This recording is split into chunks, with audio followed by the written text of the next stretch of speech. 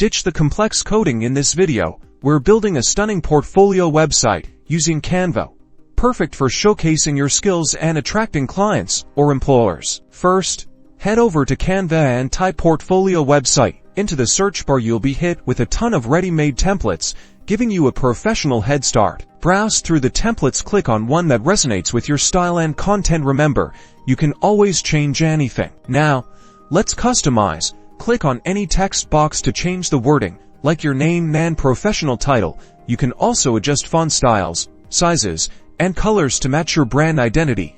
Easily done from the toolbar. Next, replace the placeholder images with your own work. Just click on an image, then upload your photos from your computer or drag and drop them directly into the image frames. Make sure images are high resolution for the best results. You can add, duplicate, or remove sections from the website to fit your specific needs. Expanding or refining the sections you wish to display. Canva gives you easy access to design elements, so play around within the style and theme. Once you're happy with your customizations, it's time to publish your website. Click on Publish Website. In the top right corner, Canva offers several options, so pick the one that works best for you, such as using a Canva domain or embedding your website for integration to other sites. And that's it.